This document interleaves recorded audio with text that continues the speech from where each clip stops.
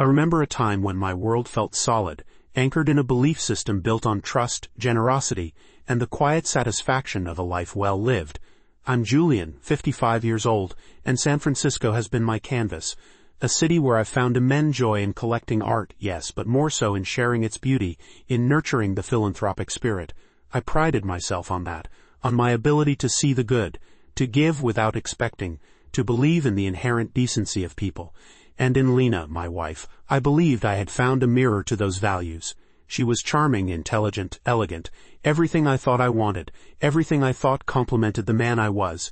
We had a beautiful home overlooking the bay, evenings filled with soft music, stimulating conversations, and the warmth of what I genuinely believed was a shared vision. Our life was comfortable, predictable, and in my mind, profoundly happy. Our story began simply enough at a gallery opening naturally. She had this spark, a quick wit, and a way of making me feel seen, truly seen in a way no one else had managed. She spoke with such passion about art, about giving back, about the beauty of life, and I was utterly captivated. I often thought of her as my muse, my partner in all things noble. Looking back now, through the fog of what came after, I can almost pinpoint the moments, the tiny cracks in the facade I'd been so eager to believe. There were little things, like her phone always seeming to be just out of reach, face down on the table, or a sudden, almost imperceptible shift in her eyes when I'd walk into a room where she was deep in conversation. But my mind, ever the optimist, would dismiss them. Oh, she's just a private person, or perhaps I'm being overly sensitive. I was too wrapped up in the glow of our seemingly perfect life, too enamored with the idea of Lena to notice the shadow she cast. Adam, my best friend since college, was a fixture in our lives. A dependable, affable man, he was like a brother to me. So when I conceived of the idea to throw a major charity auction, a grand event to benefit local arts education, I naturally wanted Lena and Adam to spearhead it together. I envisioned it as a wonderful opportunity, for them to bond over a shared passion, for Lena to flex her considerable organizational skills, and for Adam to lend his logistical prowess. It felt like a perfect convergence of all the good things in my life. Philanthropy, art, my wife, my best friend. I imagined the three of us a united front, bringing something beautiful into the world. It was a vision of pure, unadulterated hope. The early meetings were vibrant, filled with excited chatter and the clinking of coffee cups in our sunlit study. Lena was in her element, her energy infectious. Adam was his usual jovial self, always ready with a witty remark or a practical solution. But slowly, almost imperceptibly at first, the dynamic began to shift. Their private meetings, initially confined to business hours, started to extend late into the evening. I'd come home from a board meeting or return from a quiet dinner with an old colleague, to find them still at it. The soft glow of the lamps illuminating their heads bent together over spreadsheets and vendor lists. The air would feel different, somehow denser. I'd walk in, eager to join, to offer a fresh perspective, and their voices, previously animated, would drop to a hushed murmur. Sometimes they'd stop altogether, the silence suddenly deafening, their eyes meeting mine with what I now recognize as a flash of something akin to guilt, but which I then interpreted as mere surprise. I remember one evening vividly. I'd gone to bed, leaving them downstairs. I woke hours later, a prickle of unease unsettling my sleep. The house was too quiet. I padded downstairs, expecting to find the lights off, the front door locked. Instead, a faint light spilled from the study. Lena and Adam were there, sitting unusually close, heads practically touching, a half-empty bottle of red wine between them. When I cleared my throat, Lena jumped, spilling a drop of wine onto a folder. Adam merely blinked, a strange, almost vacant look in his eyes. Lena laughed, a little too quickly. "You startled us, Julian. We were just finalizing the guest list," she explained, her voice a shade higher than usual. Adam nodded, not meeting my gaze. I felt a cold knot tighten in my stomach, a sensation I chose to ignore. It was just late-night work, I told myself. They were just tired. My mind, ever the loyal advocate for Lena, constructed elaborate narratives to explain away every peculiar glance, every whispered conversation, every moment of sudden silence. My generosity, my belief in the inherent good, was being weaponized against me, turning my own trusting nature into a blindfold. The psychological pressure mounted subtly. I started to feel like an outsider in my own home, a visitor observing a life that was once mine. Dinners became strained. Lena would be lost in thought, or constantly checking her phone, occasionally exchanging a coded glance with Adam. Their laughter would erupt from shared jokes I wasn't privy to, followed by a quick, almost apologetic silence when they noticed my presence. I started to question myself.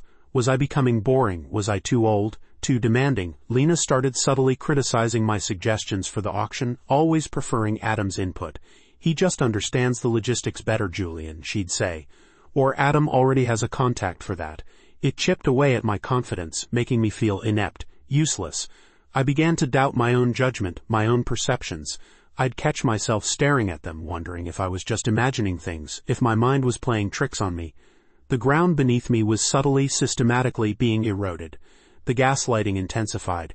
I finally, hesitantly, confronted Lena one morning over breakfast. I tried to be gentle, to articulate the vague unease I felt. "Lena," I said, "I've noticed you and Adam have been spending a lot of time together. Is everything all right? Is the auction too much for you?" Her reaction was swift and sharp.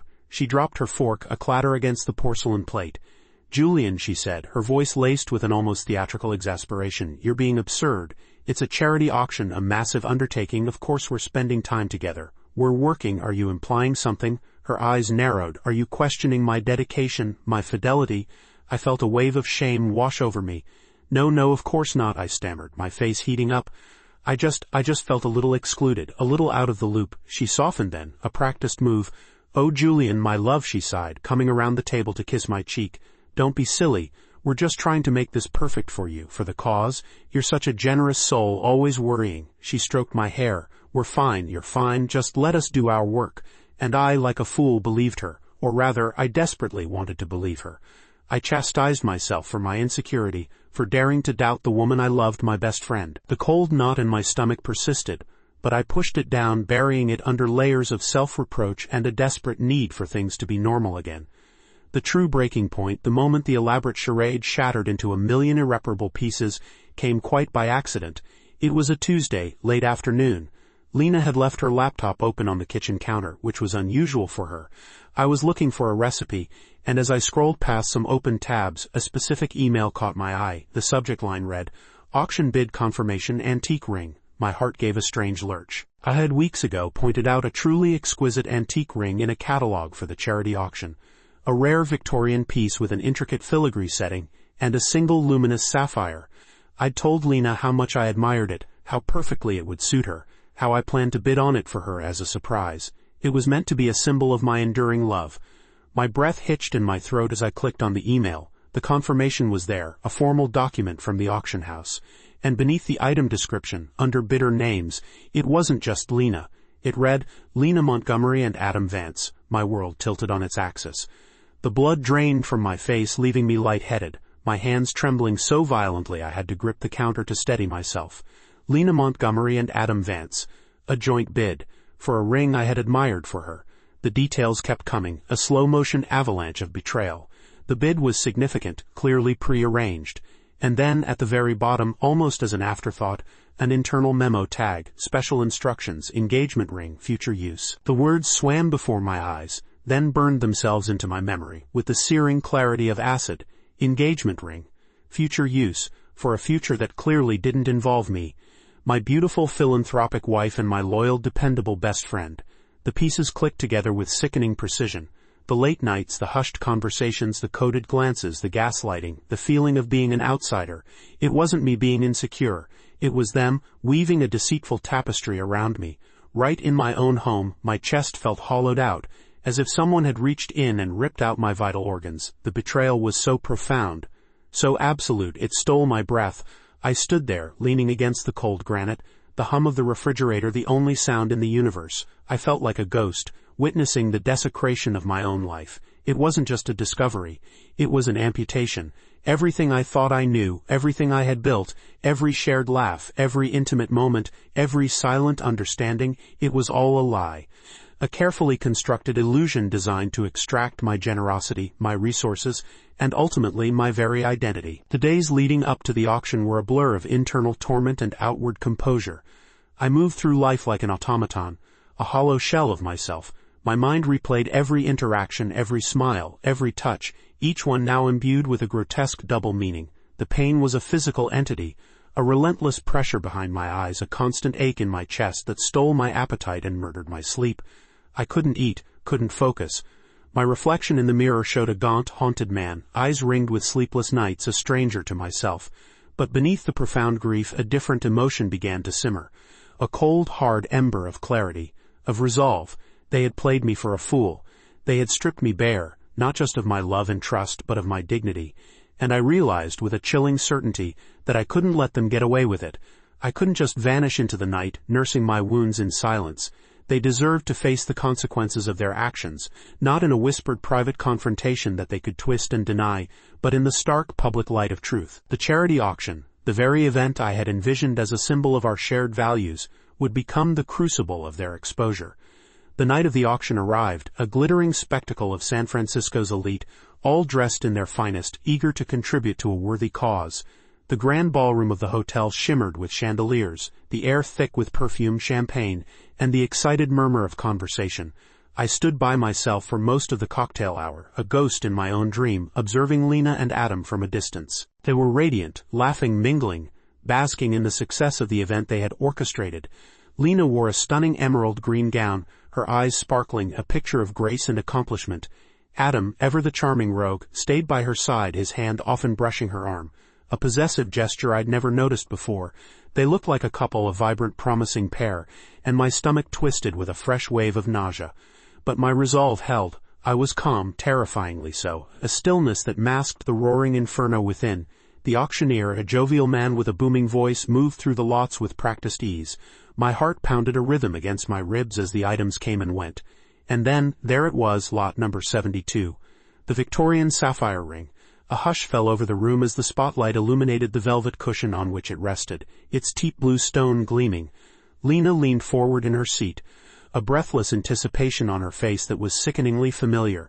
Adam's hand rested on her lower back, a comforting, conspiratorial gesture. The auctioneer began his spiel, extolling the ring's beauty, its history, its charitable purpose. The starting bid was announced and a few paddles went up. My hand, steady as a rock, rose slowly. The room paused. Lena's head snapped towards me, her smile faltering. Adam's eyes widened, a flicker of panic in their depths. The auctioneer, acknowledging my bid, called out the next increment. Another paddle went up from the floor, and then mine again, higher still. The bids escalated, a silent battle waged across the elegant room. I watched Lena's face, a slow realization dawning in her eyes. Her initial confusion gave way to fear, then a dawning horror. Adam, beside her, gripped her arm, his face pale. They exchanged frantic whispers, their paddles frozen. The bidding intensified, others drawn into the spectacle of two prominent figures locked in a silent duel. But I knew they couldn't outbid me, not without revealing the true extent of their carefully hidden finances, which were not as limitless as mine. My paddle went up again, a decisive final move. The room fell utterly silent. The auctioneer, sensing the gravity of the moment, looked between me and the stunned faces of Lena and Adam. Going once, he boomed. Going twice, sold. To Mr. Julian Montgomery. A smattering of polite applause rippled through the room, quickly dying down as the palpable tension became impossible to ignore. A young assistant approached me with the velvet cushion, the sapphire ring gleaming defiantly under the lights. I took the ring, my fingers closing around the cold metal, a strange tremor running through me. I didn't look at it. Instead, I turned slowly, my gaze sweeping across the room, finally settling on Lena and Adam. Lena had her hand clasped over her mouth, her eyes wide, glistening. Adam looked like a deer caught in headlights, utterly defenseless. I cleared my throat, the sound amplified by the sudden silence. My voice, when it came, was steady, clear, cutting through the stunned atmosphere. "Ladies and gentlemen," I began, addressing the entire room, my voice carrying the weight of years of unspoken hurt and newfound resolve. "I stand before you tonight, a man who believed in the power of love, of friendship, and of shared purpose. I bought this exquisite ring tonight, not for myself, but to make a very special announcement." My gaze locked onto Lena's, then Adam's. "I wish to publicly congratulate Lena and Adam on their future plans," I said, my voice unwavering, though my heart was a frantic drum. "I understand this ring was intended as a symbol of your future together." He gestured to the ring in my hand. He looked at Lena directly. "Lena, you are a remarkable woman, and Adam, you have been a cherished friend. My marriage pledge, however, was made under the assumption of fidelity and mutual respect. That pledge I now publicly rescind." A collective gasp swept through the room, a wave of shock and disbelief. Lena's hand dropped from her mouth, her jaw slack. Adam lurched forward in his seat, a guttural sound escaping his lips. I held up the ring, and as a final act of true philanthropy, I said, my voice hardening, transforming this token of deceit into something genuinely good, "I donate this ring back to the charity. May it find a home with someone who understands the true meaning of integrity and commitment." I placed the ring back on the velvet cushion, handed it to the stunned assistant, and turned to walk away. The stunned silence was broken only by Lena's choked sob and Adam's desperate, futile plea, "Julian, wait," but I didn't. I walked out of that ballroom, the murmur of the crowd rising behind me like a tide, and I didn't look back. The first few weeks were a desolate landscape of emotional collapse. The immediate aftermath of leaving the auction was a dizzying mix of relief and profound emptiness. The public confrontation had been cathartic, a necessary act of reclaiming my dignity, but it didn't erase the pain. It only shifted it, transforming the dull ache into a searing, agonizing wound. I retreated into my home, which suddenly felt vast and unfamiliar, filled with echoes of a life that was no longer mine. The silence was deafening. I spent days simply staring out at the bay, watching the ships glide by, feeling utterly adrift. The tears came unbidden, hot and relentless, blurring the lines between grief, anger, and sheer bewilderment. How could I have been so blind? So utterly, foolishly trusting? Every shared memory was tainted, every intimate moment now a cruel mockery. I felt the weight of my 55 years, the exhaustion of a lifetime of misplaced faith. But amidst the rubble a faint flicker of light began to emerge. The act of public exposure, though painful, had been a release. I had stood up for myself. I had articulated the truth, not in a whisper, but in a roar, and in that there was a nascent strength. I called my lawyer the very next morning, my voice rough but resolute. The divorce proceedings began, a grim, clinical process of disentanglement. Divesting from our shared assets was painful, a constant reminder of everything I was losing, but it was also a cleansing. Every signature, every document was a step towards severing the ties that had bound me to a lie. The awakening wasn't a sudden burst of clarity, but a slow, arduous climb out of the emotional abyss. I started small. I sought therapy, something I'd always dismissed as unnecessary.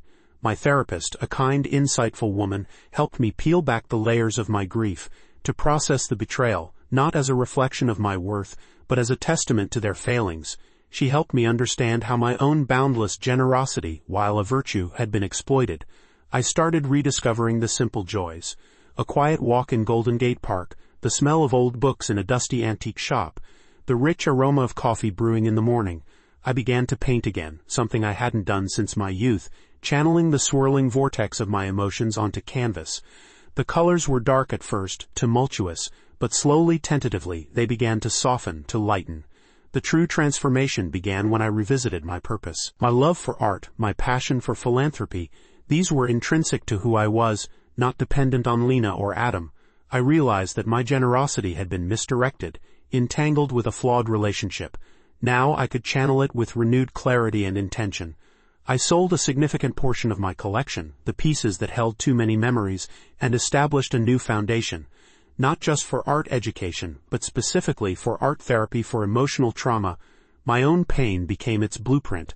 I wanted to help others navigate the brutal landscape of betrayal, to find solace and a voice through creative expression, just as I was learning to do. I dedicated myself to this new venture, pouring my heart and soul into building a sanctuary for healing. I connected with artists, therapists, and survivors, finding a profound sense of kinship and purpose within this community. Their stories mirrored parts of mine, and in helping them, I helped myself. I discovered a deeper sense of worth, not in the accolades of society or the validation of a partner, but in the quiet, profound act of compassionate contribution. I learned that true generosity doesn't seek reciprocity or validation. It simply is. It flows from an authentic, unblemished source within. My life is different now. It's quieter perhaps, but infinitely richer. The ache in my chest has subsided, replaced by a steady, gentle rhythm. I still collect art, but with a discerning eye, choosing pieces that speak to resilience, to the quiet triumph of the human spirit. I attend auctions sometimes, but the thrill is in the acquisition for my foundation, in the knowledge that these pieces will inspire and heal. I haven't seen Lena or Adam since that night. I hear whispers, of course, how their own lives crumbled under the weight of public scrutiny and their own guilt. But their story is no longer mine. I'm 57 now, 2 years older, a world apart from the man who encouraged his wife and best friend to collaborate on a charity auction. The scar of that betrayal remains, a faint silvery line across my heart. It's a reminder, not of pain, but of resilience, of a profound lesson learned. I am no longer naive, but I am not cynical either. I have found my true worth, not in possessions or in the fickle nature of human relationships, but in the unwavering pursuit of something greater than myself. I have transformed my deepest wound into a source of enduring strength, a force for good, and in that, I have found a liberation I never knew I was missing. My heart, once shattered, is now whole, tempered by fire, and beating with a purpose that is authentically, finally mine.